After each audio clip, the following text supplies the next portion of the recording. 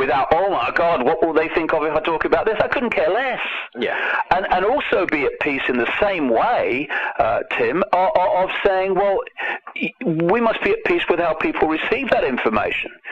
So how people react to what I put out is entirely up to them. It's none of my business. It's their business. So I'm at peace to go anywhere the information takes me, and I'm at peace with how people receive it. I mean, when you cut away all the kind of programmed reactions, like a software program, press enter when you put this data in and you get the same reaction from every computer. Once we cut away from that and take a deep breath, you just see how even people who go on and on about censorship and suppression of information, who also jump on people who react against their information.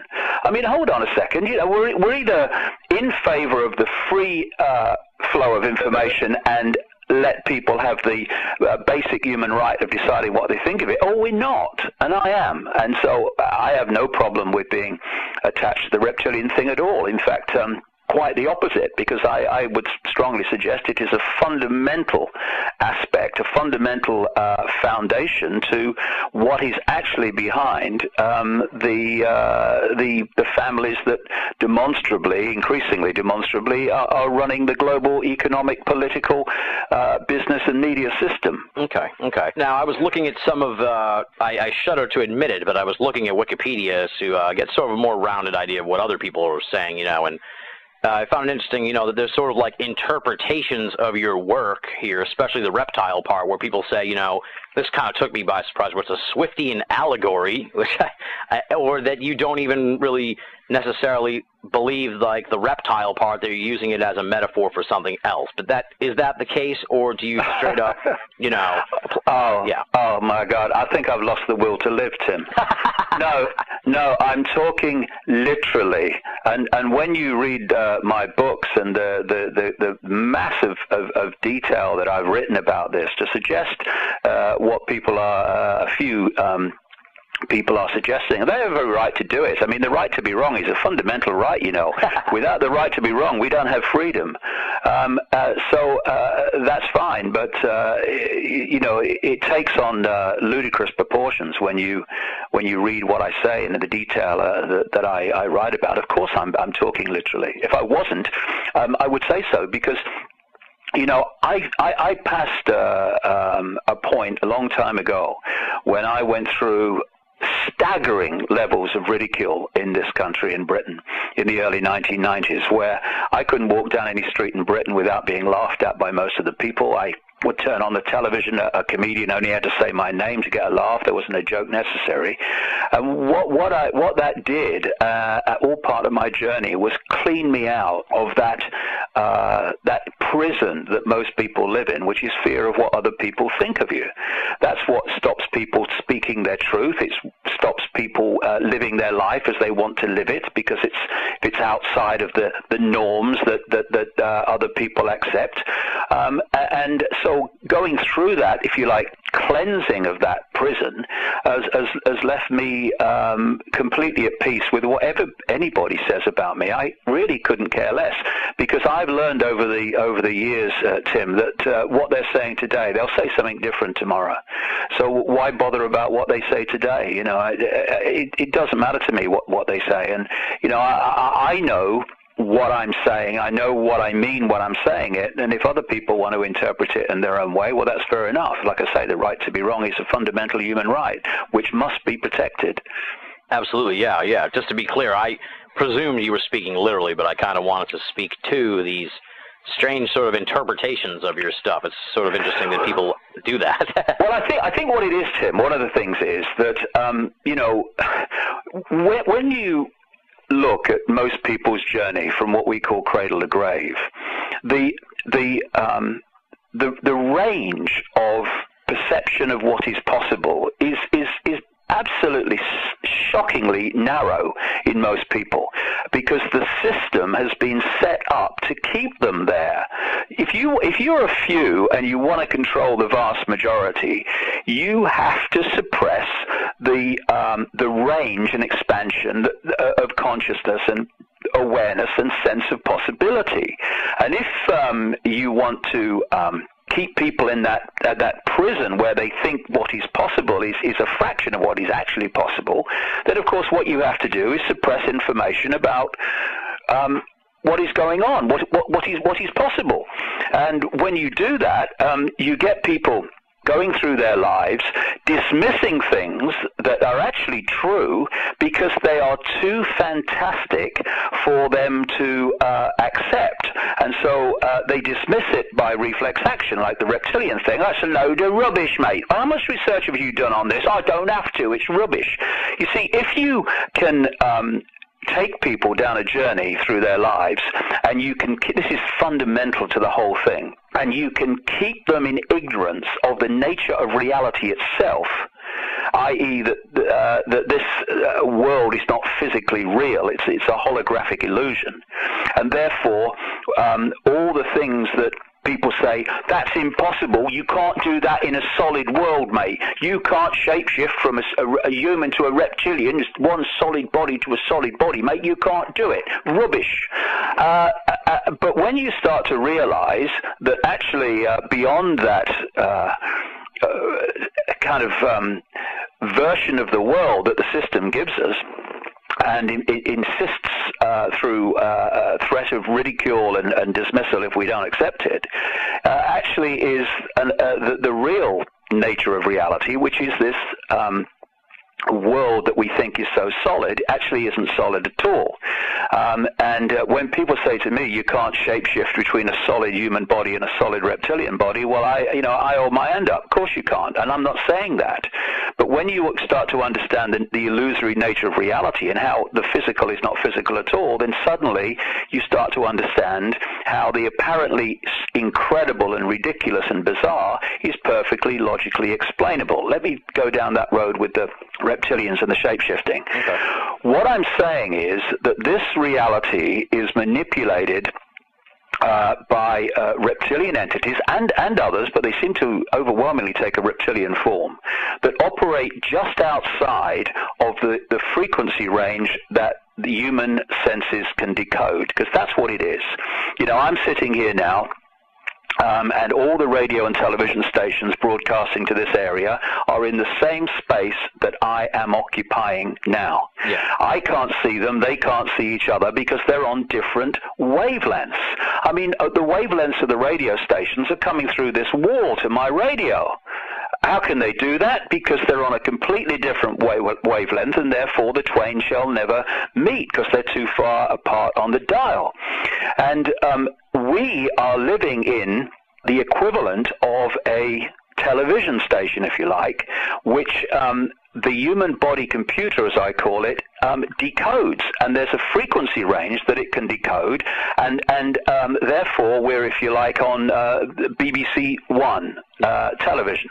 Now, BBC Two and BBC Three and ITV and CBS and NBC are all sharing the same space as the BBC One, which I can perceive because that's the wavelength I'm on, but I'm not aware of them.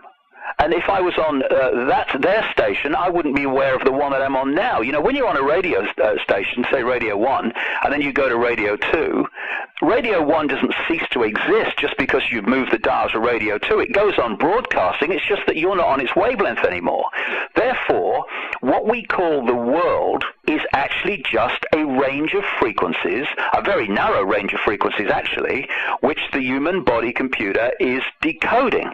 Now, just outside of the range that we can decode, and indeed in the same space, is all the other existences, worlds, realities in all infinity. And just outside of this one, in frequency terms, is this realm, this reality where these reptilians operate. And they have to manipulate this world overwhelmingly through humans that are in this world, that are in this frequency. For instance, if you see these situations that you see from time to time in scientific laboratories, where the scientists are working with material which is too dangerous to interact with directly. So the material is in a tank, and they're outside the tank, and they put their hands down these big gloves that go inside the tank, and so they're outside the reality, if you like, but they can manipulate inside the reality through these gloves. Well, the reason that the Illuminati, this network of manipulation within our reality, is so obsessed with bloodline, and why the ancient accounts all over the world constantly refer to the interbreeding between the, quote, gods and humans to create hybrid bloodlines, which have been perpetuated right to this day, is because they are a specific vehicle, a hybrid vehicle, that allow these entities to manipulate this reality from overwhelmingly outside this reality. And everything, we talk about DNA and cells and genetics, but what like everything is, including this wall in front of me, at its core is vibration. It's a waveform phenomenon. And therefore, DNA in its makeup is a vibrational phenomenon, and just as everything is. And so what you've got with these hybrid bloodlines is a which is overwhelmingly part reptilian and part human, is a vibrational compatibility in these particular bloodlines, these Illuminati bloodlines, with these entities operating just outside of human sight and this human reality that we decode. Therefore, the ability to control the mental and emotional faculties and processes and decisions and behavior of these hybrid bloodlines is much more powerful because of the much more powerful vibrational connection than it is with the general population. So what they've set up over the period that this has been going on is a network of bloodlines that have this vibrational connection to these entities, and a secret society network that manipulates these particular bloodlines into the positions of power and influence.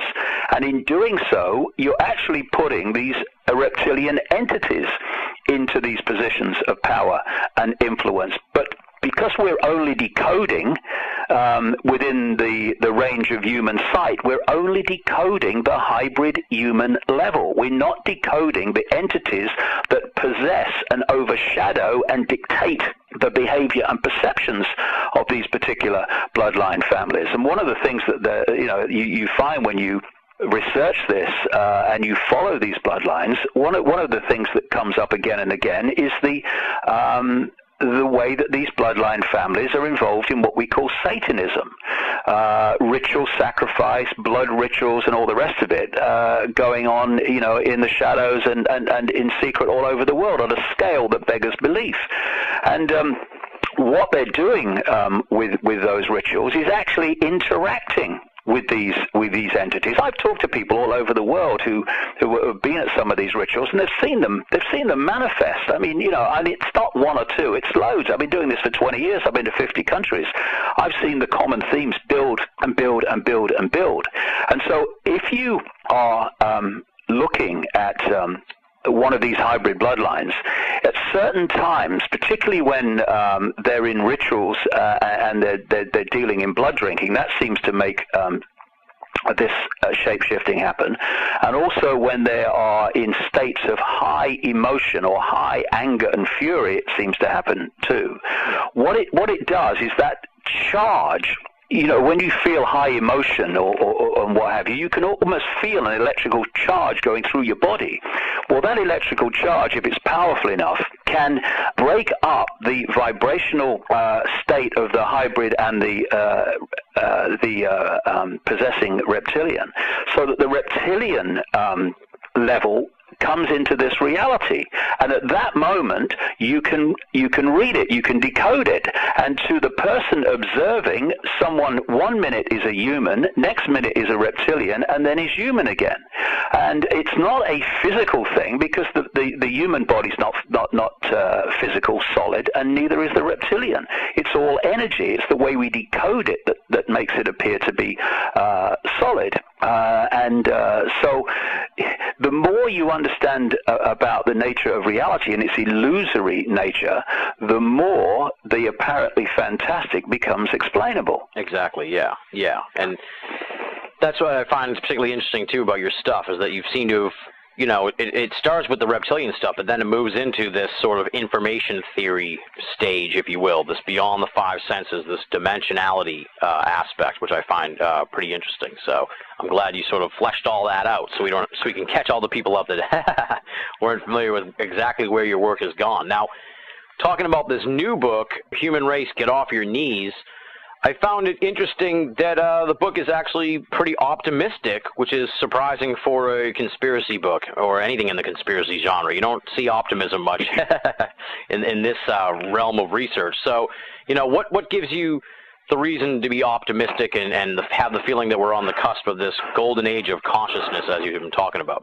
Well, you know, it's there's so many different aspects to bring together before you know, certain things can be fully appreciated. And one of the key things that people need to appreciate is this whole idea of illusory reality, and the fact that we live, as I put it, in an equivalent of a cosmic internet.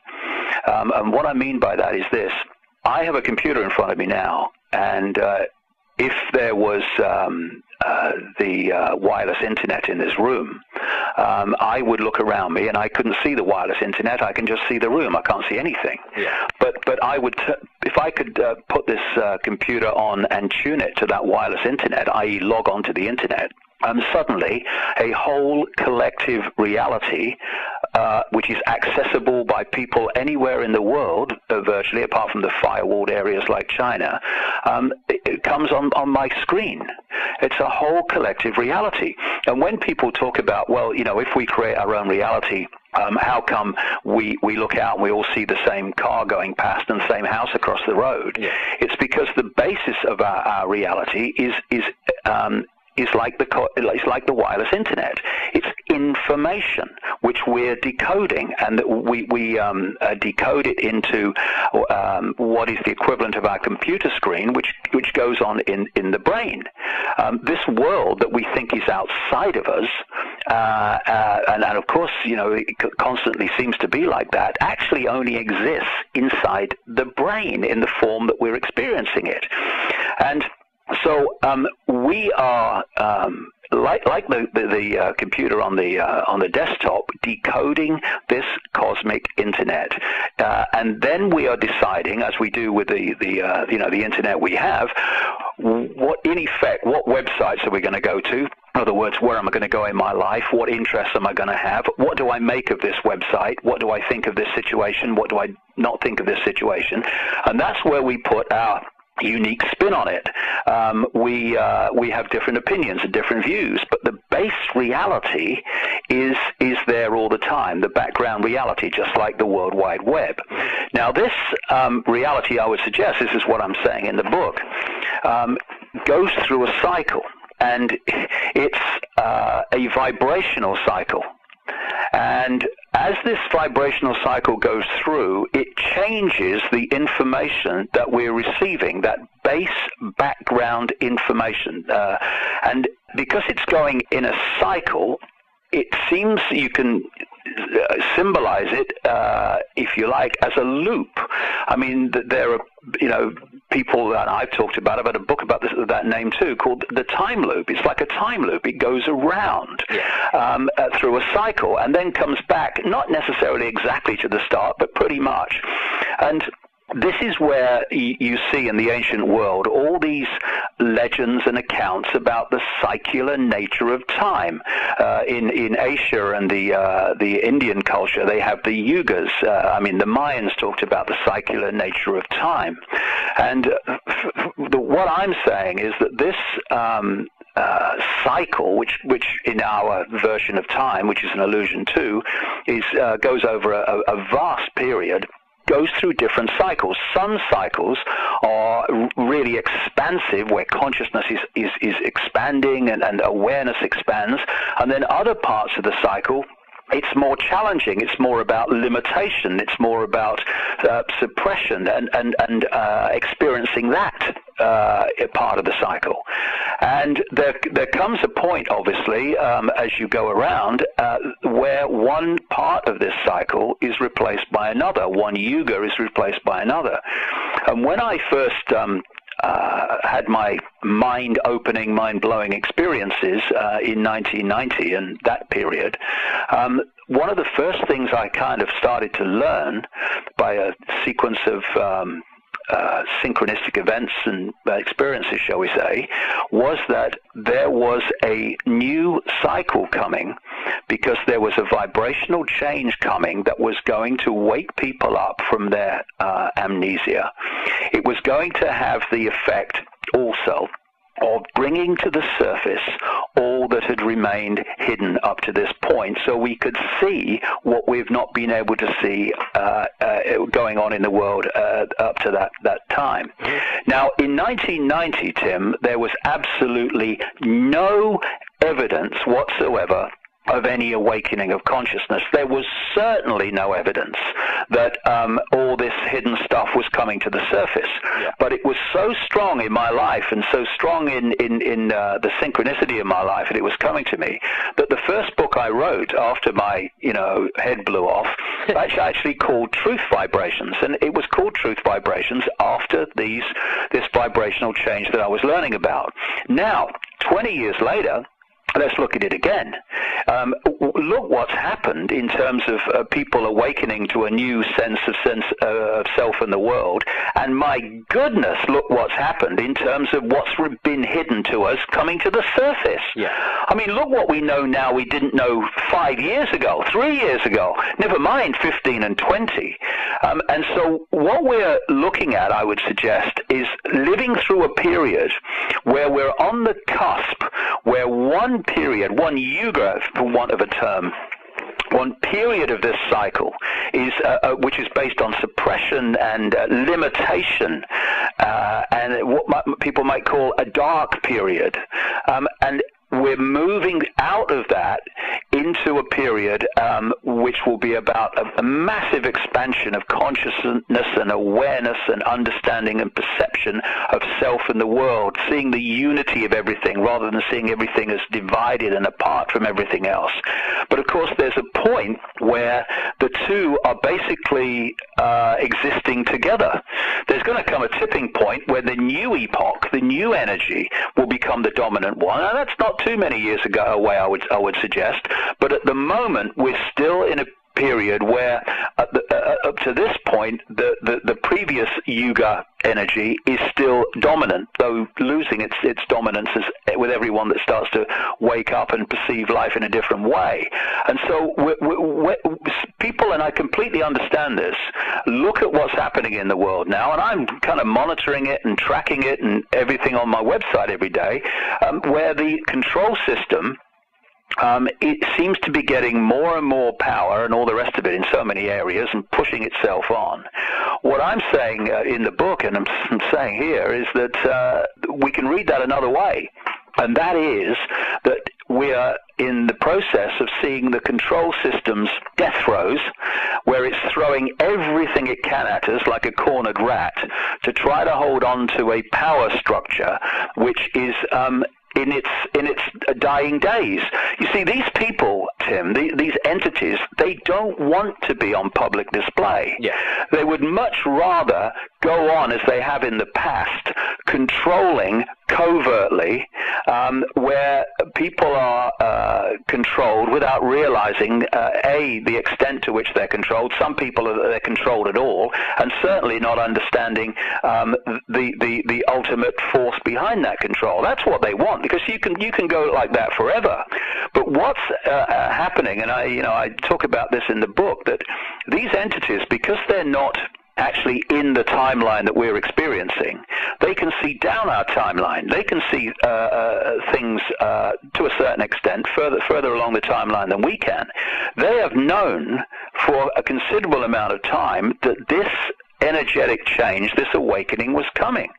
And what they've been planning for, and that's why it's at this time of all times, when the control system is throwing everything at us, that this awakening is happening. That's not a coincidence. Those two things are completely connected, because the control system is trying to batten down the hatches and hold the dike against this vibrational change. And of course, it's whistling in the dark, because of course you can't stop this energetic change. It's going to happen, but it's trying to, and for the next few years it's going to seem as if the control system is going to prevail, and then the whole thing's going to come down, because we're going to reach the point where this new energy, these truth vibrations, the energy of expansion and of the new epoch is going to become the dominant one. And I think we're seeing some signs of that all the time. Well, I am anyway, as I see people wake up who I thought would never wake up in this lifetime. Yeah. And so we are at a very amazing time, where we are living through this epoch change. And the more that we stop cooperating with the system and stop acquiescing with it, the less extreme it will be before it actually comes down, because it is coming down. But if we just walk away and do nothing, or just acquiesce, yes sir, no sir, then it's going to get even more extreme before it actually comes down, which is going to be very, very unpleasant indeed. But what you're saying is, eventually, no matter what, this police state, New World Order, whatever you want to call it, Illuminati, all that stuff, is bound to fail because of this impending golden age of consciousness. Yes, I'm absolutely saying that. Like I say, it's no accident or coincidence that the police state, not just the police state covertly, because for a long time we've been controlled covertly, for an enormous amount of time, of course. But I mean, what I'm talking about is it's now becoming blatantly obvious to more and more people. I mean, never mind the reptilian thing, never mind this energetic stuff that I'm talking about. Let's just go on the basic everyday experience of people. More and more people are saying, I mean, I know a police officer, quite a high one actually, who's saying, all our freedoms are being taken away. It's incredible, it's terrible. And so even they're starting to see it now. And it's on public display, because they are having to become more and more extreme in their efforts to stop this awakening happening, because the awakening is happening. See, everything connects to, once you start to see these basic themes. We are being bombarded with genetically modified food, with electromagnetic pollution and chemically infested food, because the body computer is a electrochemical organism on one level, and therefore it has an optimum electrochemical balance to best decode reality in its sharpest, most expansive form. And so all these things are constantly destabilizing the electrochemical balance, so it does not function. It's like a computer with a virus in it. It's not working properly. It's not decoding reality. It's not decoding information in the way that it could. This is also one of the key reasons, not the only reason, there are many, but one of the key reasons why the system is designed to create maximum fear, maximum stress, maximum anxiety, maximum worry. It's because those low vibrational, imbalanced emotions also knock the body computer decoding system out of kilter, and that's what they're trying to do. And you know, it's it sounds a very negative thing, but actually when you think about it, it's a very, very positive thing when you take it from this perspective. Look at all the different multi-levels that they're having to manipulate us through and all the different things they're having to throw at us. And that tells you something, and that is that humans in their true form, in their true expression of potential, are fantastic genius. And of amazing potential and amazing abilities and amazing potential for expansion of awareness and seeing beyond the illusion. But and that's why they have to throw these things at us all the time, and why they're having to throw more and more and more all the time is because the awakening is getting stronger and stronger and stronger all the time, and they're terrified of it. Very interesting, very interesting. Like I said, surprisingly optimistic. Are you sure you're a conspiracy theory researcher or not? I don't know here with this optimism, but I'll take it.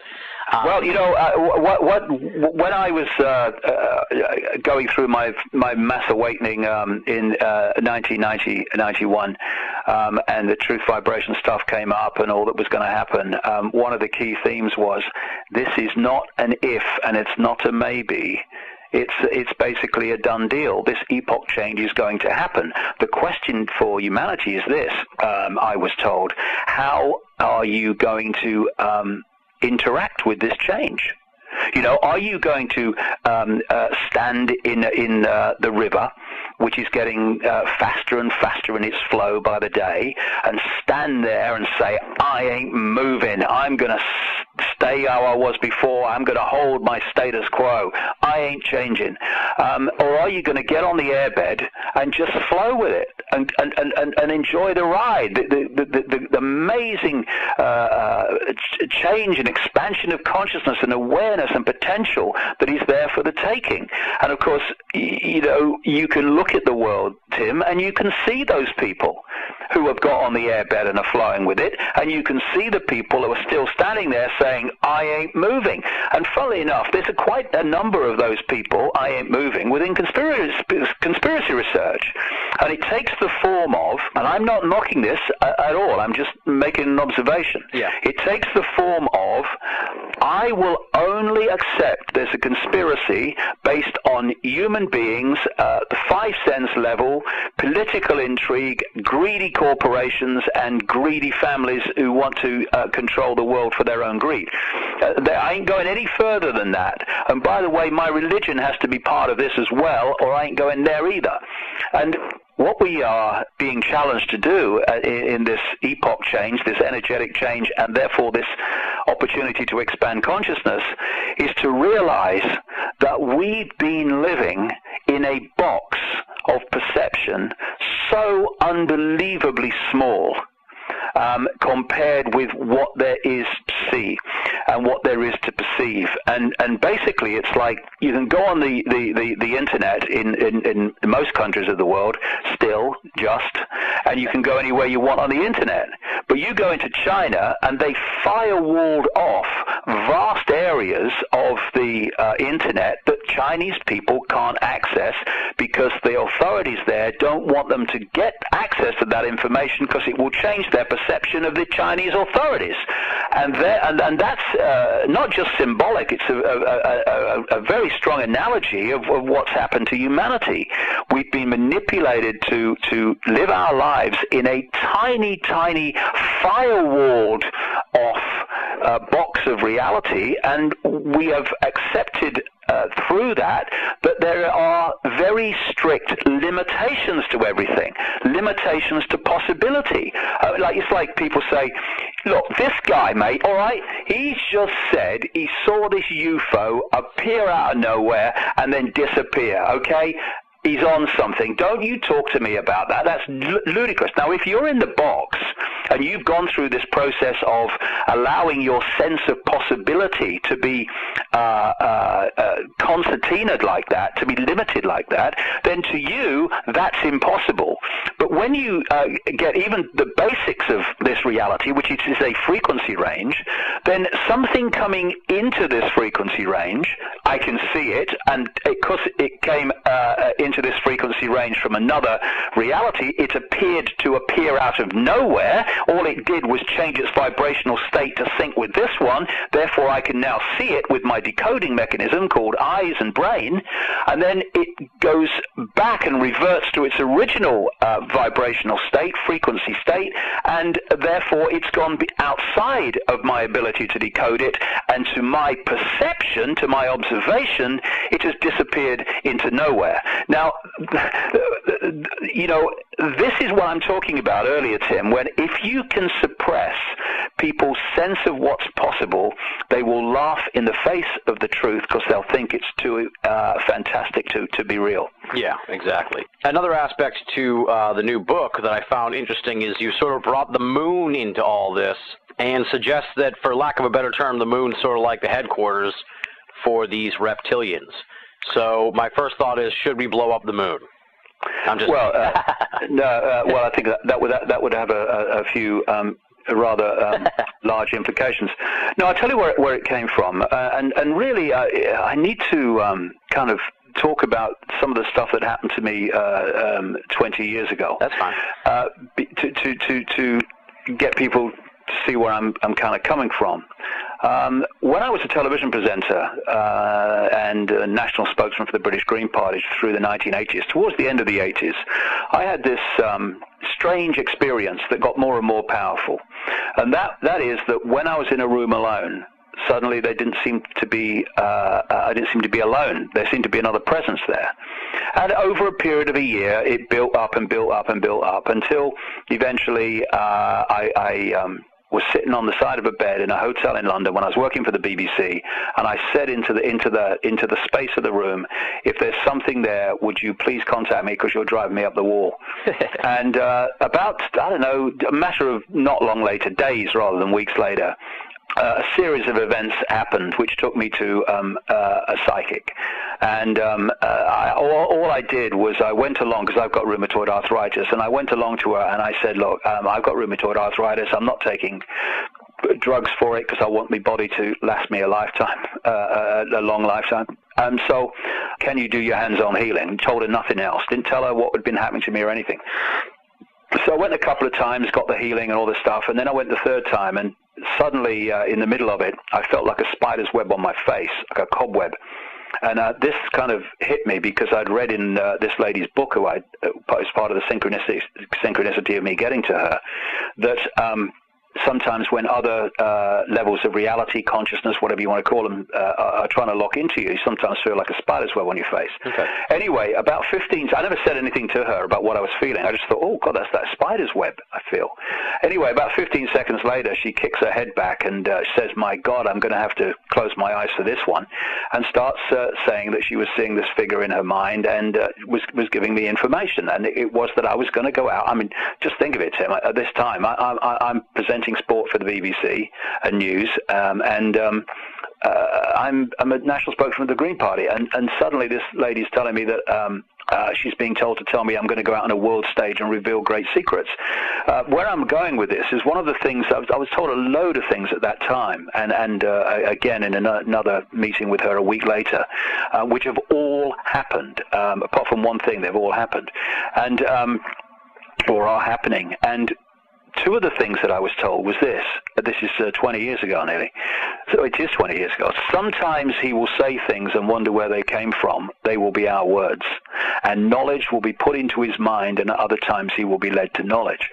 Well, we have a famous advertisement in this country for household stuff, and the punchline is it does exactly what it says on the tin.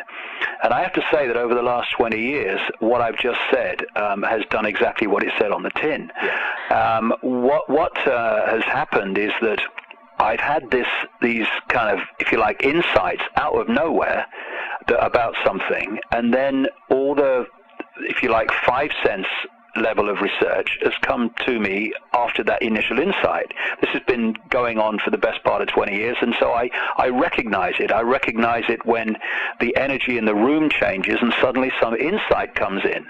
So what happened with the moon, Tim, was I was writing this book, Human Race Get Off Your Knees, and I wasn't incorporating the moon at that time. And I sat down at this very computer where I'm sitting now, and the energy in the room changed very demonstrably. And what suddenly went through my mind very clearly was the moon's not real.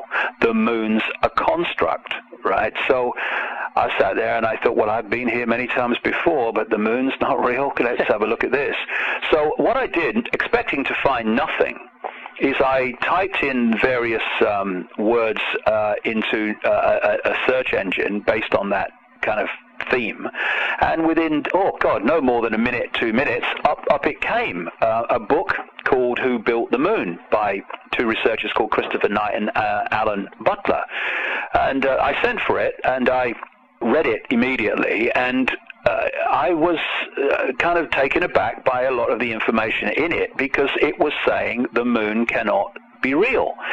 And I'm thinking, well, that's exactly what the insight came. So I then, of course, as you do, I turned my focus on this, and as with the process over the last 20 years, after the insight, the 5 sense information comes my way pretty quickly. And one of the things that they say in this book is the moon is bigger than it should be, apparently older than it should be, much lighter in mass than it should be. It occupies an unlikely orbit, and is also so extraordinary that all existing explanations for its presence are fraught with difficulties, and none of them could be considered remotely watertight. And it's an interesting thing that relates to many things here, because we're born into this world. This is where the box and the limitation of perception of possibility comes in.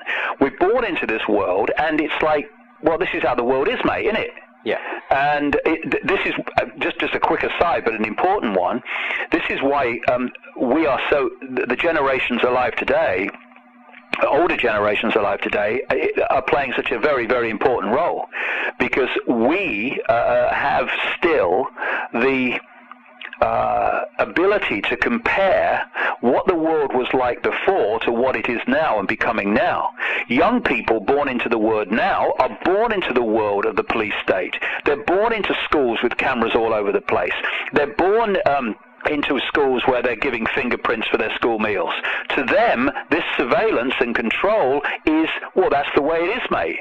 So, you know, and it's the same with the moon. It comes up, it goes through its cycle, and well, of course, it's the moon, mate. Of course, it's always been there. Well, when you start to do the research, and I do a lot of stuff in the book on it, you find that actually there are extraordinary anomalies relating to the moon. Like, it's much bigger than it should be. I mean, it's been postulated by some scientific writers that if the Earth had a satellite at all, and with its magnetic field that is far from certain, it should be maybe 30 miles around.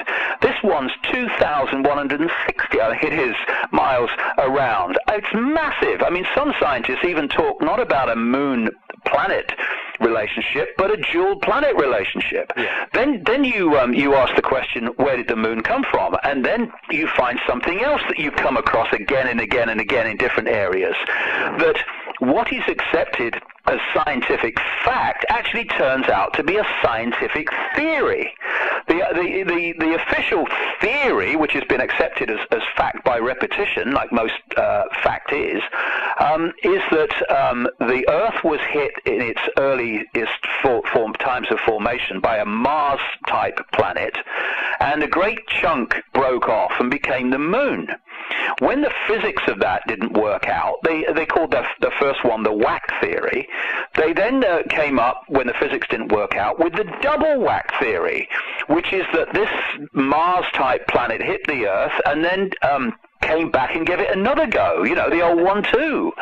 And, you know, it's talk about desperate. And it's interesting, too, as I continue with this research. I didn't know this at the time, but, two Russian scientists in the 1970s wrote a detailed paper about the fact that the moon is a construct, and that it's been hollowed out, like a hollowed-out planetoid, and it's become like a gigantic space vehicle to, traverse the cosmos. And they say that much of the inside of the moon was hollowed out and became the outside of the moon.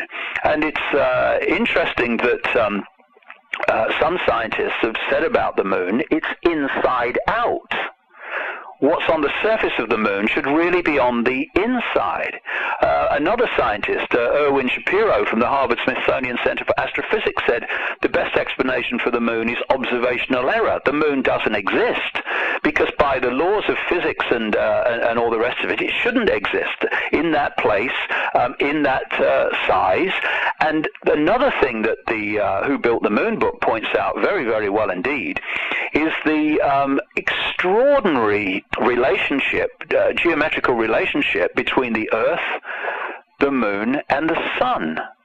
And people need to just sort of read that book, or kind of read Maurice Gaddafi needs to get into the detail. But I tell you, the relationship is fantastic, and it only works between the Moon, the Earth and the sun, not with the other planets. And the key to making it work is the Moon. What then happened as this was unfolding is I got on to the oracle, Credo Mutwa, the Zulu shaman, who's well into his 80s now, and is the most extraordinary, brilliant expert in all the different legends and laws and accounts of ancient Africa. People in researching, the background to all this, researching the history of all this, one of the places they have missed massively so often is Africa. The African legends are incredible in the way that if you take their symbolism and bring it into the modern world, you can see that they are talking about things that scientists have now understood. For instance, the Zulus, and I found the Zulu legends, Credo's a Zulu, I found the Zulu legends over the years to be extraordinarily accurate in this way. Their words for time and space are virtually identically the same word, because they understood eons ago that time and space were, in effect, the same thing. Anyway, I get on to Credo Mutwa, and I say nothing to him about all the stuff that I'm putting together on the moon, and I'm being very surprised by it as I'm coming across it. Crikey, I didn't realize that about the moon. And I just said to him, can you tell me any Zulu legends about the moon? And off he goes. Yes, Mr. David, he said, and away he went. I mean, the man's a library on legs. And he said, yes, we say that the moon is an egg. And again, anthropologists are people that go, they say the moon's an egg. They're very primitive people. Why do they symbolize the moon as an egg? Because they say the moon was hollowed out and turned into a craft which was rolled across the heavens, as their legend goes, to the earth, and when it arrived, it created devastation on the earth, as it would, a body that large getting that close, and it made the earth move. Now, when you look at all these ancient accounts all over the world about the great cataclysm, what the Bible calls the Great Flood, one of the common themes is the earth turned over. Now, if the moon came in to where it is now, the earth would turn over. The earth is spinning at the angle it's spinning, and it's spinning at the speed it's spinning because of the influence of the moon. The moon has massive influence clearly over the tides and water, and the human body is massively overwhelmingly made up of water. So, of course, then you look at the influence of the moon, even the moon without any of the other stuff that I'm talking about that's going on inside it, and that influence on the human hormonal systems is fundamental. And then what Credo said, I said, well, who was behind this moon then, acting ignorant? because the one thing I don't want to do is to lead people. That's the last thing you want to do when you're researching this stuff. And he said that the legends say that the moon was brought here hundreds of generations ago by two brothers, Wawani and Umpanku, who were leaders of the reptilians, what the Zulus call the Chitahuri, the children of the python or the children of the serpent, also known as the talkers. And these two brothers, Wawani and Umpanku, the Zulu legends go, were known as the water brothers and had scaly skin like a fish. Now, then you go to ancient Sumer, and you see the stories of the Anunnaki and the two brothers, Enlil and what was the other one? Enki. Two brothers, and Enki was very much symbolized as relating to water, as a water god, and was given another name to emphasize that. And so what you're looking at is the same story told by the Zulus about these two reptilian brothers as you get in Sumer, ancient Sumer, thousands of years BC, and what we now call Iraq, also formerly Babylon as well. You get that same story told in southern Africa. And the Zulu legends say that Wawani and Umpanku stole the moon in the form of an egg from the great fire dragon, emptied out the yolk until it was hollow, and then rolled the moon across the sky to the earth and caused, as I say, cataclysmic events. And when you look at the scale of the influence of the moon on life on Earth, it supports the Zulu claim that the arrival of the moon fundamentally changed life on Earth in every single way. Interestingly, one of the Zulu legends about the Chitahuri, the reptilians, is that they threatened humanity in ancient times, a long time ago, that if they did not do what they were told and didn't serve the gods as they were perceived, then the gods would move the moon and cause great catastrophe. So, you know, I could go on and on about this, but you know, the book is 355,000 words because there's so many elements to connect together before the apparently fantastic becomes logically possible and credible. But I can say this in one line: what we know about the moon or think about the moon in our everyday lives without researching it is nothing like what there is to know about the moon. So let's sort of move ahead a little bit. Let's say we enter this golden age of consciousness, as you say. We break out of the five-sense reality. At that point, are the reptilians exposed for what they are? And what do they do? Do they leave? Do we kill them? I mean, what happens then, do you think? Well, you know, I'm not the oracle sitting cross-legged on the mountain saying I know it all, and if I was saying that, then people should just walk away. We're all trying to work it out. But what is a very good analogy, again, we have to keep coming back to this because it is an excellent analogy for the reality we're living in. The computer system, what appears on the screen is dictated by the information that the computer is decoding. And this reality is that, it's information. Everything is information being decoded. This wireless internet, this cosmic internet, is information which we're decoding. And in the same way, the meridian lines of the body in the acupuncture system have what the Chinese call qi energy going through these meridian lines. And that is actually photon energy, like this is the photon energy from the sun. We are fundamentally connected to the sun. That's where the information comes from, in the form of photons. That's what we're decoding. And so going through the meridian lines of the body is information. That's what it is. And what they found, of course, this is what acupuncture is based on, is when this information, this energy is not moving around the body at optimum speed, it's too slow or it's too quick, the body becomes ill in some way. It becomes diseased, disharmonized, because the flow is not in harmony.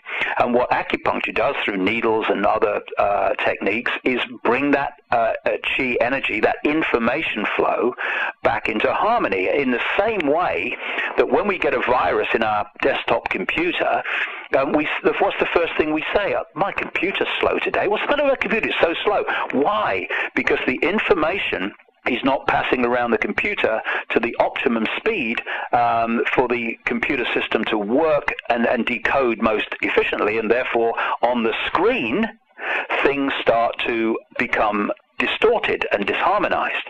So the information and the state of the information and the type of information dictates fundamentally 100% what goes on the computer screen. And bringing the analogy back to the reality that we're experiencing, the information that we are decoding through the body computer, it dictates what is the reality that we are perceiving and experiencing. Now, this energetic change I'm talking about, these truth vibrations, what we're actually looking at in this foundation state is a change of information. As this reality goes through its cycle of changing experience, it goes through, clearly, a changing cycle of information. That's what brings about the different epochs, the different yugas.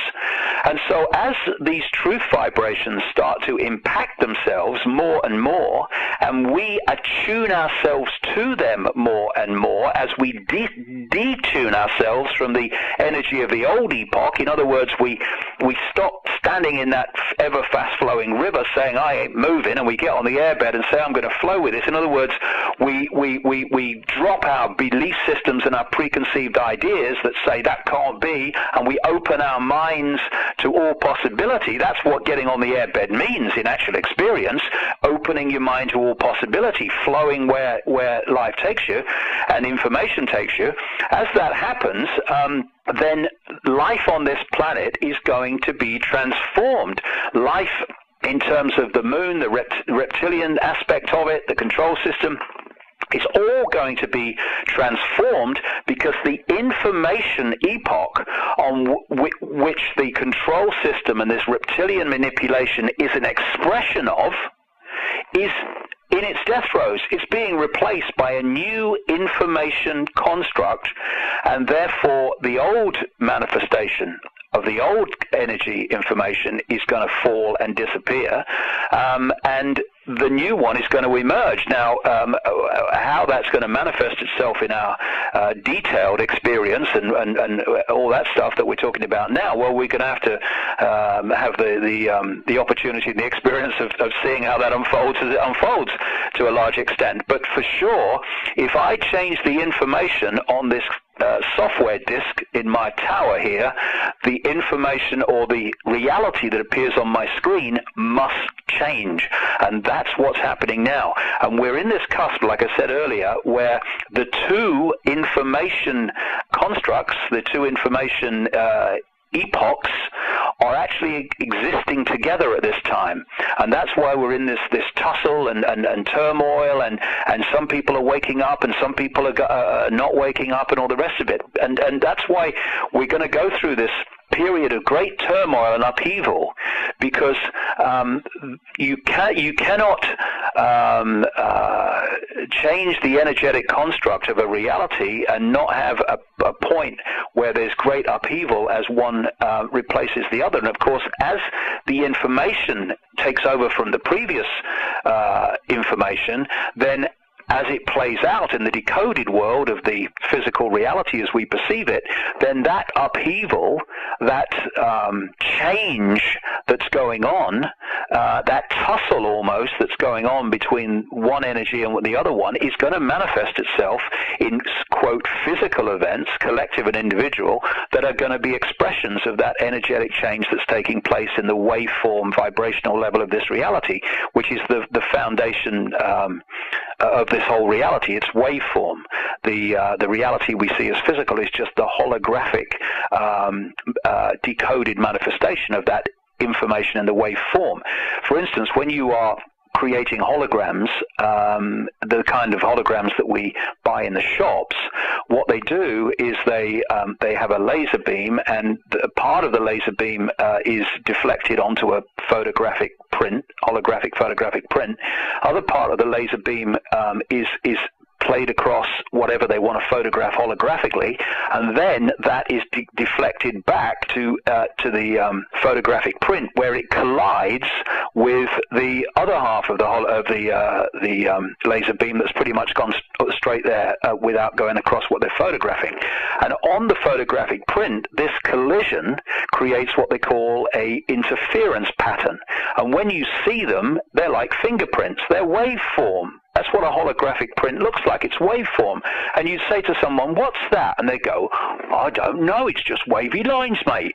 And then you get another laser and you fire it at that interference pattern on that photographic holographic print. And suddenly, apparently miraculously, a three-dimensional form, that which has just been photographed, appears in front of your eyes. And the best of them, especially the digital ones they're doing now, are so solid you would believe that they could not possibly be an illusory hologram. Anyway, what is happening with that situation with the hologram is that the information encoded in the waveform on the holographic print is read by the laser into a holographic, apparently three-dimensional form. And that is what the body computer is doing all the time, taking waveform information and turning it into apparently physical things that we are perceiving as the world as we perceive it every day. Now, this answers one of the great mysteries that I see quantum physicists have pondered on for a long time. How can a particle take particle and waveform at the same time? How is that possible? How can a particle be waveform and a waveform be a particle at the same time? Yeah. Dead simple.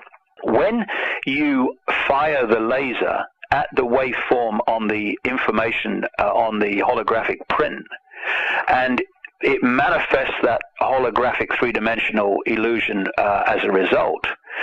When the hologram manifests itself, the waveform information construct doesn't disappear. The two exist at the same time. One is the information level, the waveform. The other one is the decoded manifestation level, which is the hologram. They appear at the same time, and that's what is happening in our reality as well. There's the information level, waveform, there's the decoded level, particle, holographic.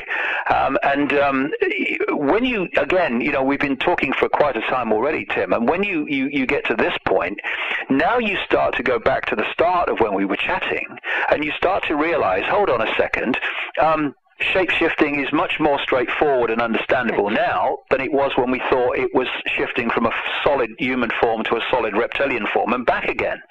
Because the only place the shape-shift takes place is actually in your decoded head, your decoding brain. Because what the body computer does is it takes waveform information, vibrational information, the five senses turn that into electrical information, which is the same information, different form, which is then communicated to the brain, and the brain decodes that information from the electrical into the digital, into the holographic. So when I'm looking at a human form, I appear to be looking at a solid form because through this decoding process, I have decoded the waveform information level of that body into the holographic form. It seems to be a physical body. Now, when there is that energetic shift in these hybrid bloodlines where the reptilian level comes forward, what's happening is the reptilian energetic waveform information level overrides the human level briefly, and to my observation, I'm decoding the waveform information of a human body. Suddenly, I'm now decoding the waveform information of a reptilian body. Now I'm decoding the waveform information of a human body again. And to my decoded observational experiential level of that situation, I'm seeing someone go from physical human, physical reptilian, and back to physical human. None of that's happening except in the decoding in the brain. And that's why when people say you can't go from a physical body to a physical body and back again, I'm the first one to say, of course you can't. But that's not what's happening. We gotta spread this stuff around. Now, I want to revisit a pivotal moment here in your career as a researcher and in your life, really, and that's the Terry Wogan interview from 1991. Now, I guess just sort of take us back to that and what was going through your mind when all that went down, because I saw, segments of it, and you looked almost overwhelmed during the whole thing, like there was just so much going on with you that almost, it felt almost like a setup, if you will, like they were taking advantage of someone who, was going through this very turbulent change. But I'm interested in, your take on it all. Yeah, you make some good points actually there. Yes, a lot of that was exactly what was happening. But again, if you look at it from another point of view, it takes on another meaning. It's certainly in my life. What happened in the lead up to that, and it's important to explain the lead up to it. I went to that psychic I mentioned earlier, who told me that I was going to go out on a world stage and reveal great secrets, which at the time, although one level of me thought, yes, this feels right to me, another level of me that's lived in this world, for decades and stuff like that, I was in the 30s at the time, I think, was going, I'm going to do what? What you're talking about. Anyway, after that, I started to go through a series of incredible synchronistic experiences during the year of 1990, after I saw this psychic in March 1990. And it was like, and this has gone on to this day, it was like some unseen force has been handing me pieces in a jigsaw puzzle, virtually in the order I need to have them to most easily understand them. And one of the things that I was told through the psychic in that period was, no need for arduous searching. It was all you need is to follow the clues. It was all arranged a long time ago. And that's the experience, I have to say, over these 20 years that I've had. And so during that year, I got more and more kind of a grasp on what was happening to me. And I wrote a book called Truth Vibrations, which I finished by the end of 1990, and it went off to the printers. Now, towards the end of 1990, I then had this constant theme in my life and this urging to go to Peru. And I'd be walking down the street, and I'd see an advert for Peru and all the rest of it. And it was just... and by this time, I was starting to understand, having been at it for a year, that this synchronicity of coincidence was actually what I call the language of life. It's life talking to you in the language of synchronicity and coincidence and symbols, etc. So even though I had very little money at the time because I left the BBC and not earned any money for basically best part of a year, I jumped on a plane to Peru. But anyway, long story short, loads and loads of amazing things happened to me. And I ended up in a place called Siyustani, not far from, about an hour's drive from a place called Puno in Peru. And I'd stayed at a hotel in Puno, which was called the Siyustani, and had pictures of this place. It's an Inca ruins site.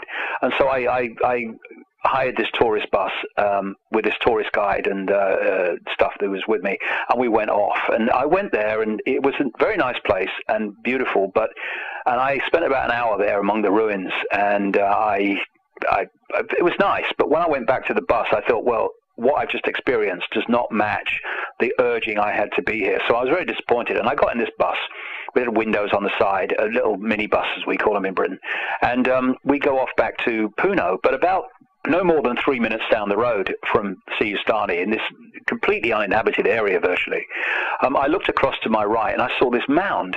This is February 1991. And I looked at the mound, and all I could hear in my head when I looked at the mound was, come to me, come to me, come to me. And I thought, crikey, that mound's talking to me. But of course it wasn't a mound. It was just an indication this is significant. So I said to the guy, can you stop the bus? I'm going up that mound. I'll only be a minute. Well, I thought I'd be only a minute, but I was over an hour because of what happened. And I walk up this mound, and I didn't see it from the road, but when I got to the top, there was this standing stone circle, which I've actually seen on the internet while I was writing this book, actually. It's the first time I've seen it since I was there. And I walked into the middle of it, and I'm looking back to Siyustani across the valley and the distant mountains. And then my feet start to burn. Now, I'd had this experience before, at the start of my experience in 1990, but that's another story. And anyway, it starts to burn, and it's like magnets. My feet are like being pulled to the ground. And then I felt like a drill going into the top of my head and down through my body into the earth, and another flow of energy coming the other way and out the top. And then this, not voice, but very strong thought form, which didn't come from me, just went through my mind and said, first of all, they'll be talking about this 100 years from now. And I'm thinking, talking about what? And the second line immediately afterwards was, it will be over when you feel the rain. And I'm standing at that time under a cloudless Peruvian sky with a piercing, very, very hot sun, and it was ridiculous that it will be over when you feel the rain. I thought it could be here a month. And anyway, what happened then is my arms went out at 45 degrees without me deciding to do it, and above my head. And this energy then started to get more and more and more powerful, to the point where my body was shaking.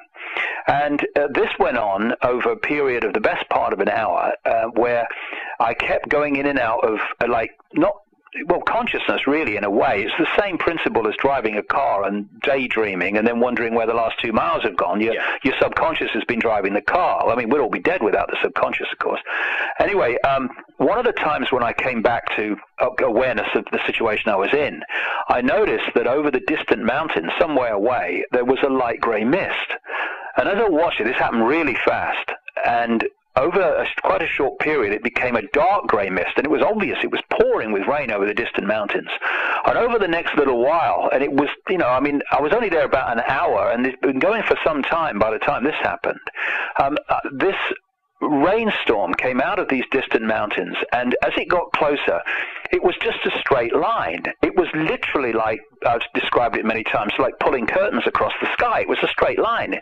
And eventually the sun was covered up, and in the end, I'm watching a wall of stair rod rain coming towards me in like a straight line. It was just an extraordinary experience. I mean, if you wrote it in a novel, they say, well, that's a bit far-fetched, isn't it? But it happened. Yeah. And eventually, the rain hit me, and at that point, by the time the rain hit me, I mean, my body is just shaking like it's plugged into a nuclear power station. And then when the rain hit me, the energy stopped, and I staggered forward. I could hardly stand because my shoulders that I hadn't felt. My arms had been up at 45 degrees all this time. Yeah. I couldn't felt before was suddenly agony. Anyway, the reason I tell this story is that whatever happened there was the equivalent of having my consciousness or my mind smacked with like an Exocet missile, and it just broke the eggshell. It broke the bubble that I lived in up to that point, the bubble of perception. And suddenly, over the next few days and then weeks, my mind was just flooded with a tidal wave of information, concepts, perceptions. And it was like pressing too many keys on the computer too quickly. The computer says, can't process this, I'm freezing. Yeah. And that's basically what happened to me, Tim. I was processing so much information that basically the computer froze. And that's at that point, synchronistically, I was invited onto the Terry Wogan show, which at that time was the biggest, one of the biggest prime time audience shows in Britain. And the night I was on, I think they got 17 million in a country of just over at that time 50 million. So that's the ratio you're talking about, because it had been all in the papers. This guy Ike's gone crazy. So when I was talking to him, I was still in that state of bewilderment. What's happening to me? And it was funny because while I was talking to him, it was live, of course, and the audience were laughing and ridiculing me and all the rest of it.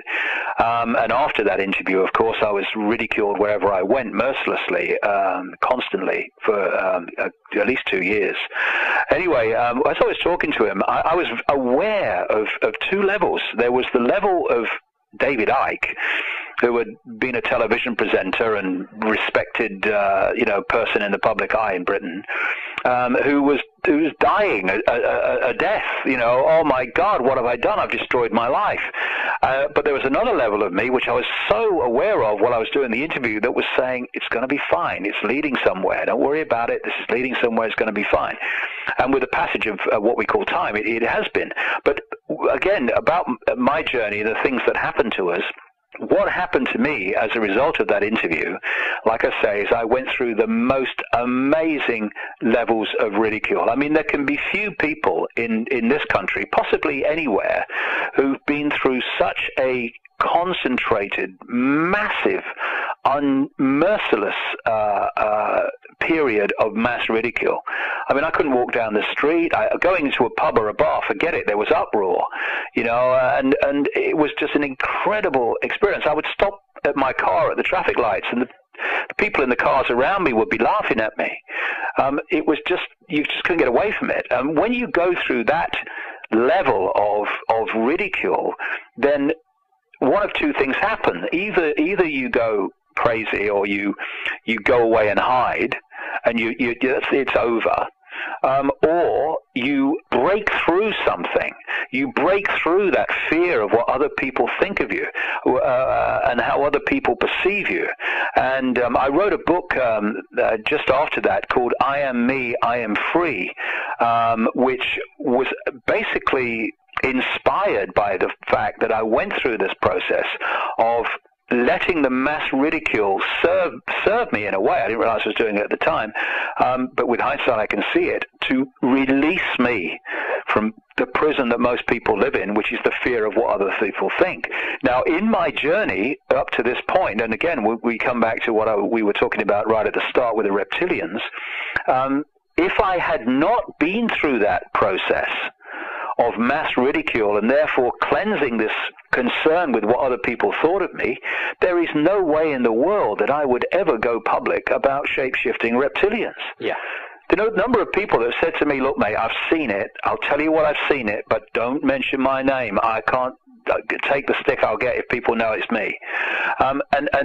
If someone's going to put these things out, if somebody, for goodness sake, mate, if someone's going to talk about the moon not being real and all that stuff, along with reptilians and along with this is an illusory reality, then if you've got any vestiges of worrying about what people think of you and how they might ridicule you, laugh at you, dismiss you, then forget it. You ain't going to go there. Yeah. And this is why the personal journey of people doing this and the information that they are uncovering and pursuing and communicating are fundamentally connected, because the person has to work on themselves to get to a point where they can put this information out. Because if they don't, then they're not going to put it out, and they're going to say, I'll go here because people won't laugh at me here up to this point, but I ain't going there.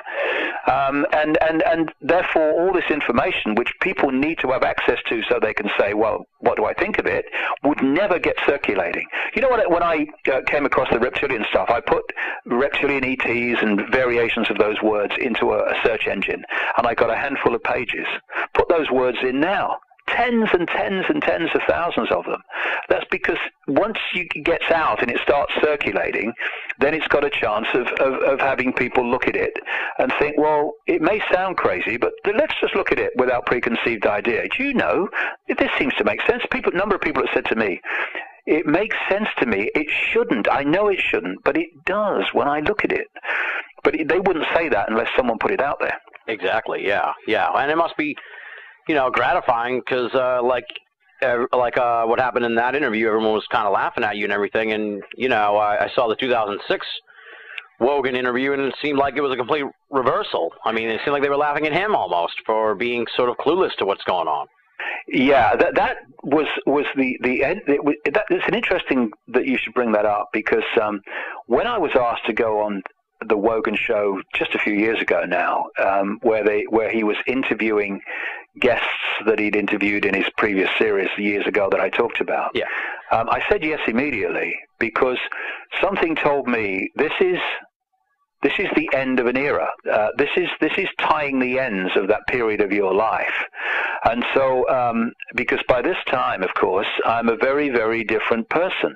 I'm a much wiser person. I've had that come to me through sheer experience. I understood so much more. I wasn't in a bewildered state anymore, thinking what's happening to me or what the heck's going on. I mean, I was only weeks. It's only like a few weeks after that experience in Peru that I was sitting in that studio in the first interview.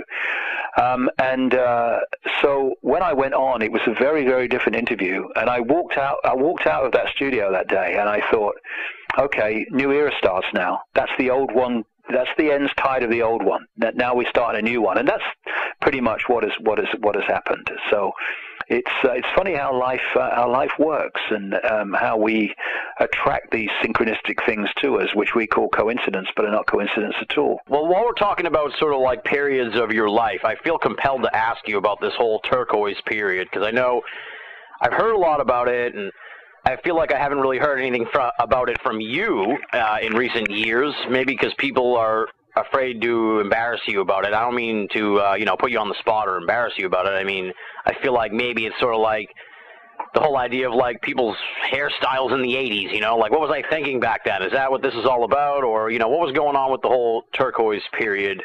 It's real simple. It just fits in with what we've been talking about.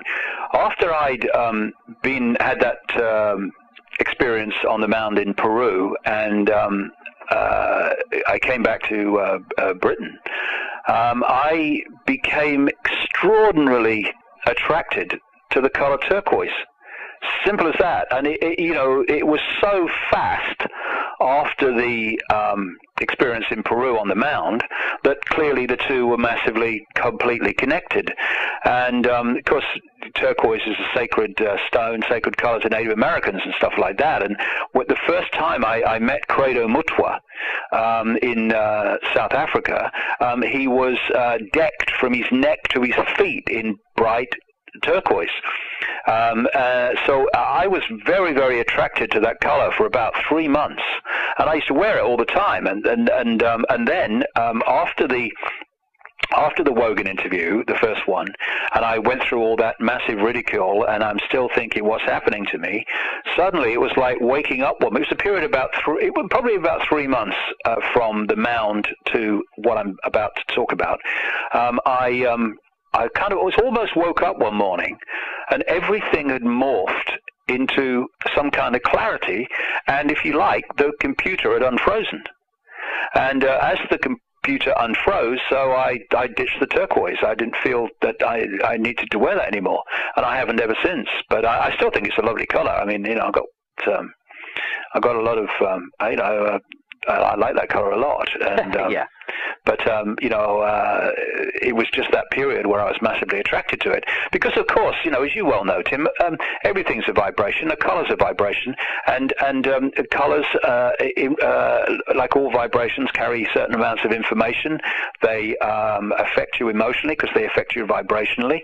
This is why when someone puts a certain color on, they'll say, "Oh, you look so good in that color. It just makes you sort of vibrant." Yeah. Then you put another color on, and it just takes all the energy or the color out of your face. And yet someone else could swap those colors and have the opposite experience to you.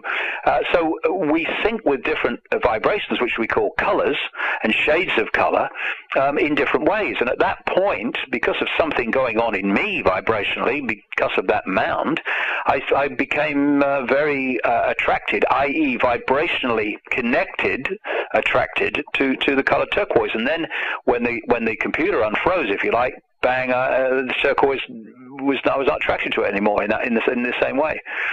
Okay, interesting. Now I'm going to sort of hit some just general sort of questions. Now, in your work, you pretty much say the reptilians are a race of, for lack of a better term, ancient aliens, let's say.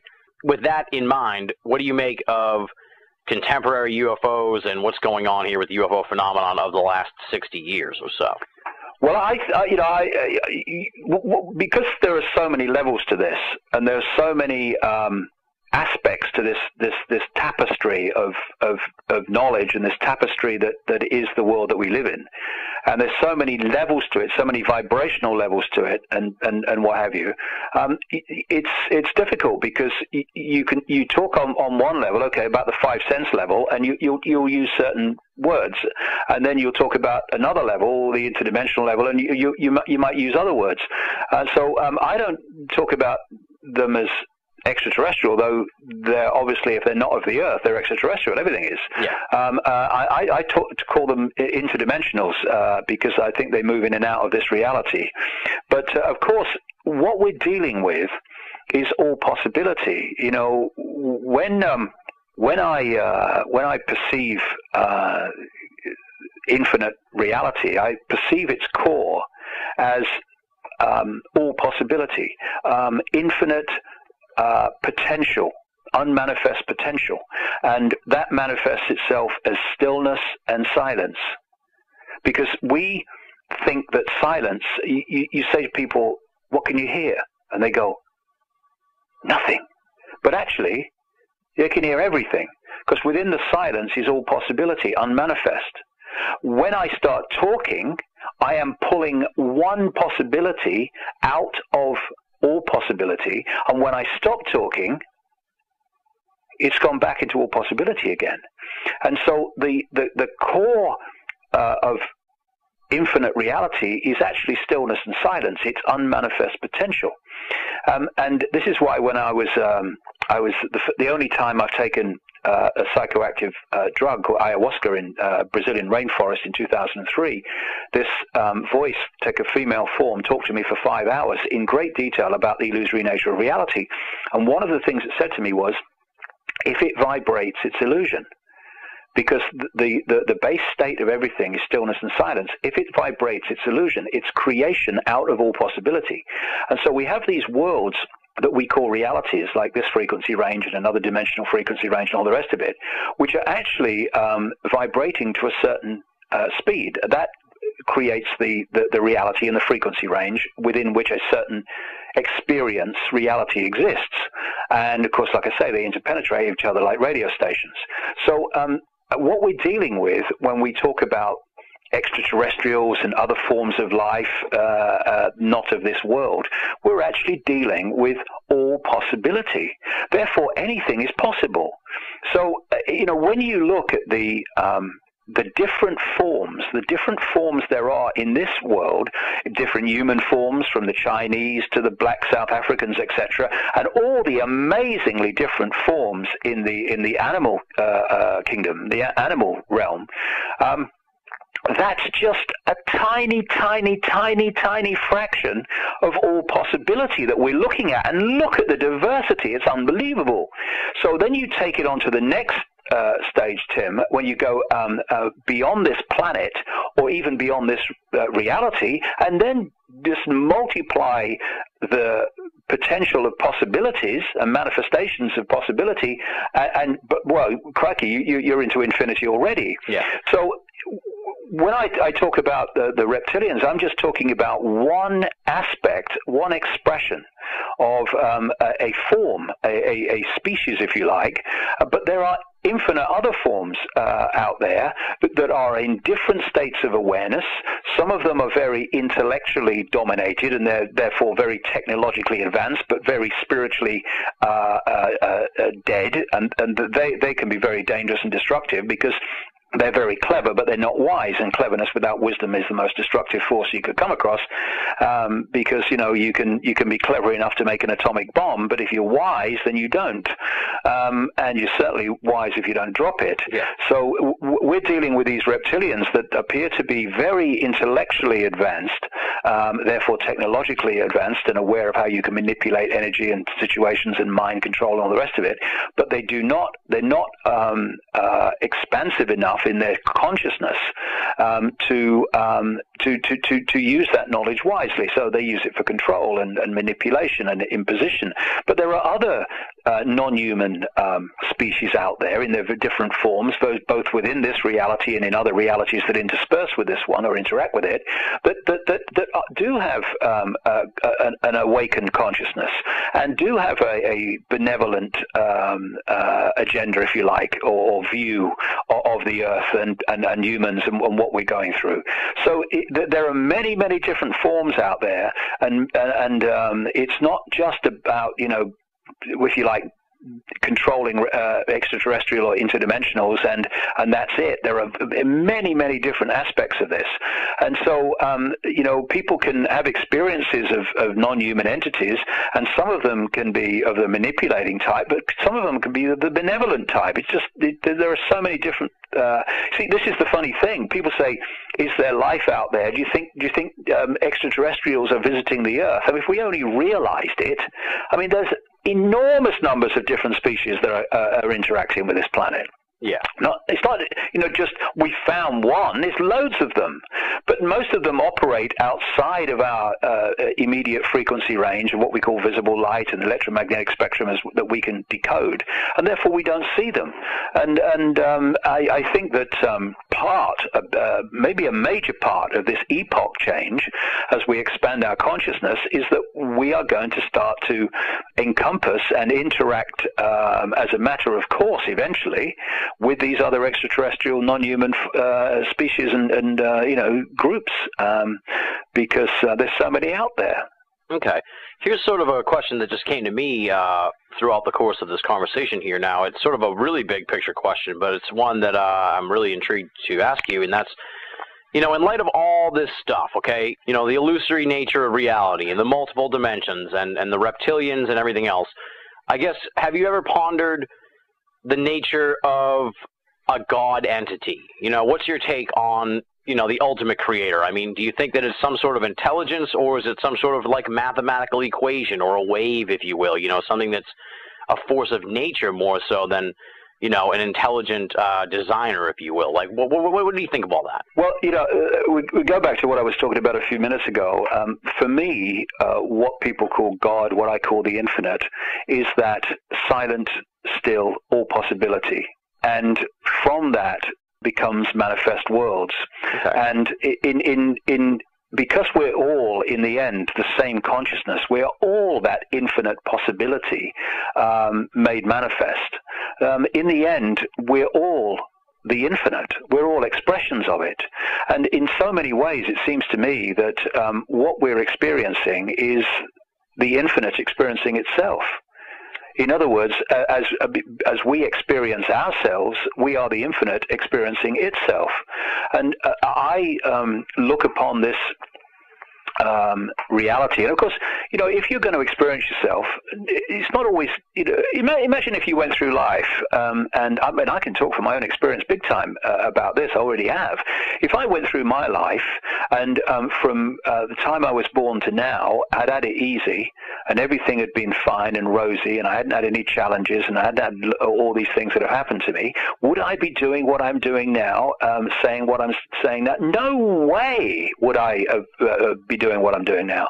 So, experience is experience, and sometimes it's experience we don't like, and sometimes it's experience we do like, but it's just an experience.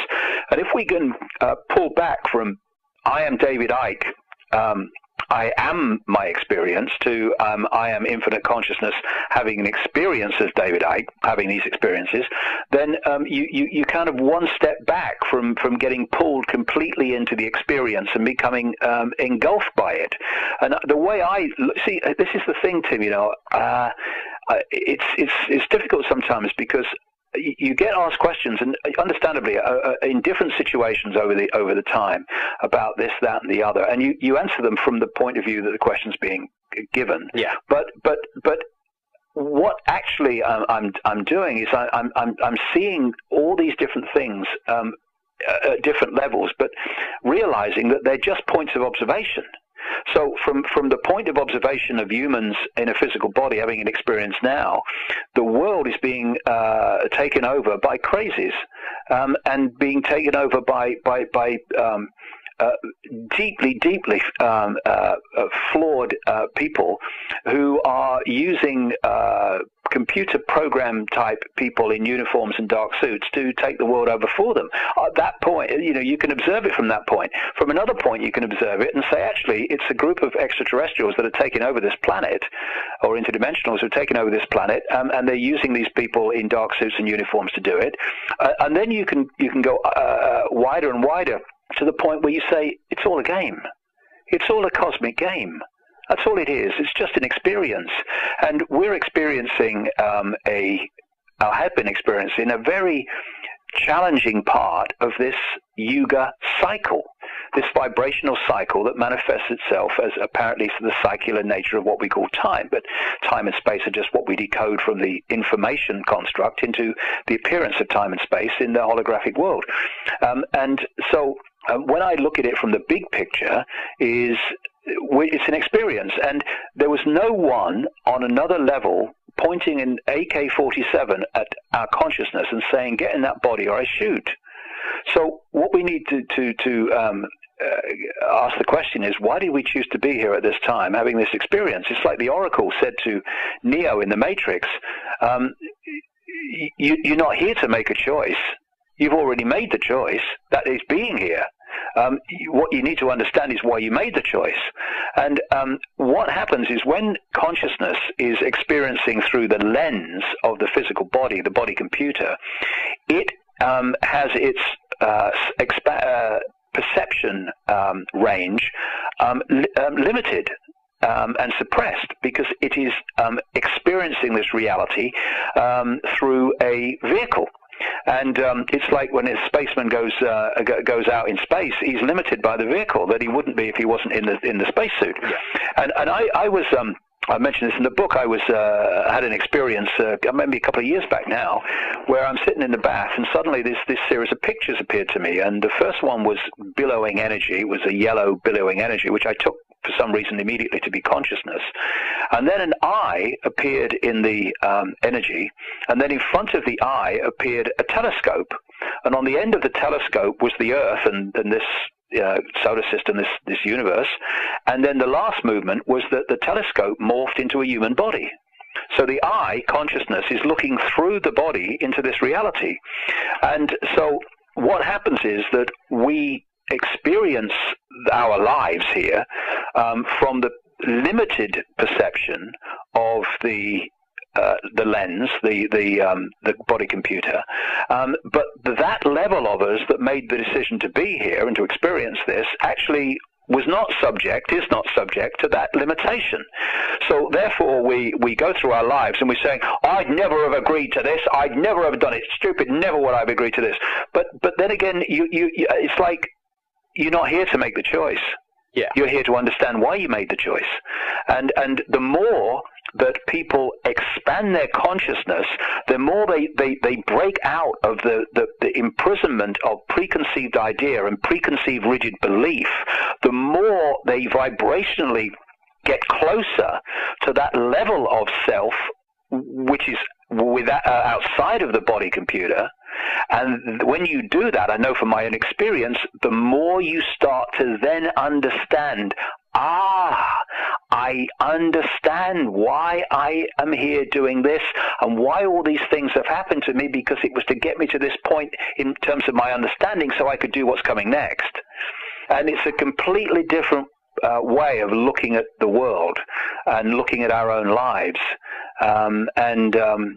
I wouldn't change. Well, maybe it's a couple of things I would change, but there were people that came into my life and caused mayhem. But they, apart from that, and again, they provided experiences. Same thing, really. It's just that I would rather not have them. But when I look at my life and my experience now, I don't see it the way I did before I started to look at life differently. And life is easier when you do that, because you don't get pulled into this, why me? Why am I so unlucky? How could this happen to me? I'm just a good guy trying to do good things. Why is this happening to me? Because you start to realize that the experiences you have that often you don't like are the ones that give you the greatest gifts. I've said many times in my books over the years, life has this brilliant ability to give you your greatest gifts, brilliantly brilliantly disguised as your worst nightmare. I mean, we've all experienced that. I'm sure I have. Absolutely. And you look back and you think, I wouldn't want to experience it again, but I'm glad that I did because it led here. And there's so much going on in our lives, and there's so much going on around us. There's so much going on in our awareness. And if you start to read the language of life, which is how the holographic world talks to us, because the holographic world is a manifestation of the energy, the information construct, by reading the signs in the holographic world, you're actually, with your conscious mind, reading the information construct, and therefore you can see things. It's like if you decide, preconceived idea, this is what I want to do with my life, and I'm not taking anything else. Well, that's fair enough. That's a choice. But what if the door to what you want to do just won't open? What do? You bang it a bit more? What do? Kick it now? It's still not opening. And yet over there is a door swinging open saying, over here, this is for you. But no, I want to do this. And so being fluid and not rigid, because when we have any form of preconceived rigid belief, then we're already limiting all possibility. Yeah. To access all possibility, we need to be on that airbed, not standing there in the river saying I ain't moving, because what that's saying is I have now limited my possibility to I ain't moving. That's it. There is no other possibility. Yeah. But you get on the airbed and you flow with it and you say, look, I'll go where life takes me and I'll go where my intuition feels to go. Life, it starts to be an adventure, and that's open to everybody. Everybody. All we need to do is to remove the cause of the problem, and that's preconceived idea, preconceived belief, and the perception of self that we are David Icke, Ethel Jones, or Charlie Smith. We ain't. That's our experience. When we realize that we are infinite consciousness, infinite potential, having that experience, then our sense of limitation starts to dissolve. Interesting. Okay. Now, taking things down to a purely human level here, and as someone who, is obviously an icon of the conspiracy research genre, what do you make of what seems to be sort of a stagnation of the whole 9/11 truth movement? I mean, it seemed like it had a lot of momentum going for it up until about the 5th anniversary, and it's sort of been winding down since then. It's really not the hot button topic it used to be. No, well, there's a few reasons for that, I think, and one of the main ones is the passage of what we call time. It's like Bill Hicks, the great American comedian. He, as part of his act, he used to say that people used to say to him, "What do you keep going on about the Kennedy assassination, man? It's long ago. Forget about it." And he says, "Well, don't keep talking about Jesus to me then, But the point I'm making is that it's like, oh, that's the Kennedy assassination. The fact that the Kennedy assassination was an incredibly potent example of the way the control system works and how it manipulates and covers up, people forget, because it was back then. And with every year that passes, of course, in the public mind, 9/11 becomes less and less important. I mean, even the manipulators are hardly talking about it now. So that, of course, is a real basic reason why it's lost its momentum. And also, ironically, my feeling is that it's actually a fundamentally important area of research, because if you can show that 9/11, as it can be, but if you can get it in the public arena that in a massive way that 9/11 was a scam, then everything that's followed since it is part of that scam. I mean, Afghanistan, Iraq, I mean, they kind of directly connected to 9/11, but they bloody tried, and the whole atmosphere of going in there came from 9/11. The war on terror, the police state, the Orwellian state, all comes back to 9/11. So it is a fundamentally important subject, and I'm very sad that it has lost momentum, because it needs to go on being uncovered and go on being exposed, because in so many ways it's the thing that everything else rests upon, that's come since it happened. And another area that I would suggest that is related to this, Tim, is that, you know, there comes a point where you keep saying the same thing, and it might be true, but you're going round in circles. What is there left but to say the same thing again? Yeah. And this is what happens if you operate, as we were talking about earlier, in this I'm going here but no further realm. I'm going here but no further. Once you say that, then all you can do in the end is just repeat yourself, because the area you're working in eventually gets worked out in terms of anything new. Yeah. But if you say, look, let's just look at this dispassionately, okay? Let's just take a deep breath and just sit back and look at this. Look at how the control system is coming in a multi-leveled, synchronistically connected way, where you've got everything from food additives to banking scams to oil disasters to wars to the medical scam to the transnational corporation pharmaceutical scam, and then you've got the manipulation of the military, you've got the manipulation of governments, you've got the World Health Organization manipulating this vaccine. Look at it. Look at it, how it's all coming in across the world together. And then tell me that it's being orchestrated by a group of men, mostly men, in dark suits, sitting around a table saying, okay, what's our next move? It ain't. It's bigger than that. It's much bigger than that. It's the only way it could happen if it was bigger than that. The rabbit hole goes infinitely deeper than that level of it, and if you only stay at that level and you will not expand and look at the deeper levels of the rabbit hole, then eventually, of course, as I say, you're going to basically work out the mine, you're going to work out the oil well of information, and you basically going to then spend the rest of your time, in effect, repeating what you've already said. And what happens then is things lose their momentum. Because, oh yeah, I've heard it before, and you're saying the same thing again. When we're dealing with all possibility, and we're dealing with the scale of what's going on, then we have to constantly keep expanding our awareness and our area of research with the understanding that it is much bigger than ever people thought about. And therefore, when you do that, the momentum continues, because you're constantly uncovering new things, new levels to it. And in the end, this is only gonna really change when this reality that we're experiencing is very, very akin symbolically to a movie theater. Yeah. You know, by the time you're looking at the screen, it's a done deal. It's a done deal. You've got the actors acting on the screen, and you're watching them. There's no way at the point where that movie hits the screen that you're going to change it. No way. It's a done deal. And so the same with our reality.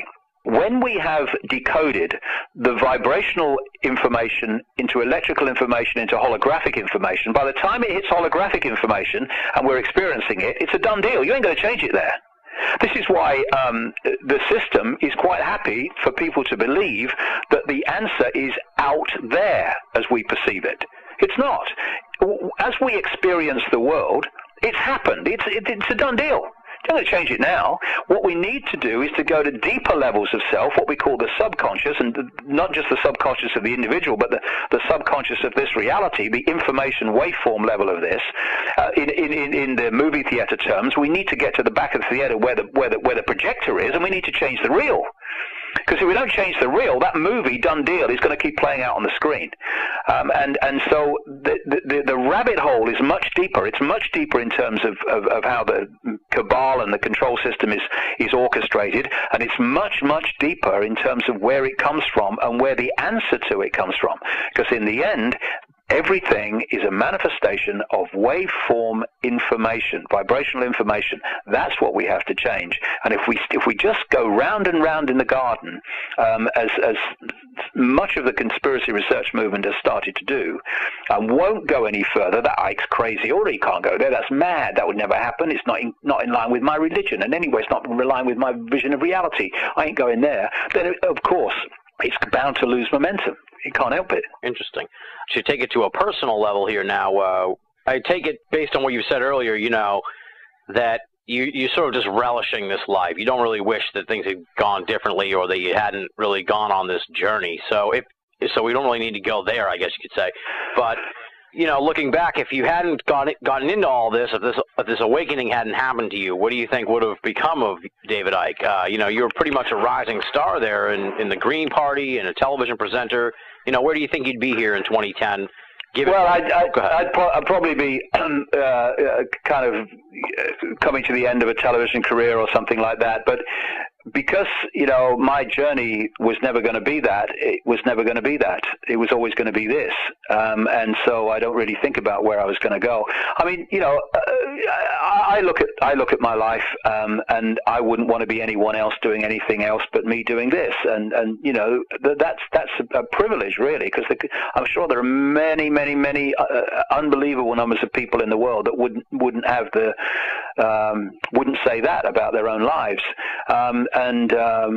So I wouldn't change that. I mean, I'd change some people that came into my life. I mean, one of the ironies is that some of the people that have told me most times verbally how much they love me and how much they care for my work and how vital my work is and it must get out there, have turned out to be the people that have been most challenging to my health, my life, my work.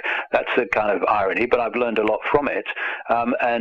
You know, it's an experience, and therefore it's an experience I've grown from.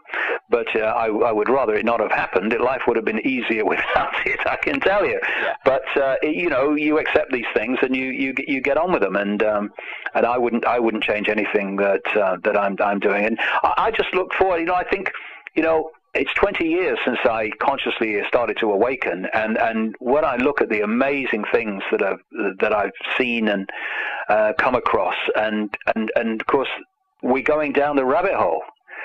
Therefore, they're going to become more amazing and more extraordinary, and as we get deeper in the rabbit hole, more and more potent to what is necessary to turn this around and make a difference. So, you know, I look forward to the rest of my life with tremendous anticipation, and I don't want to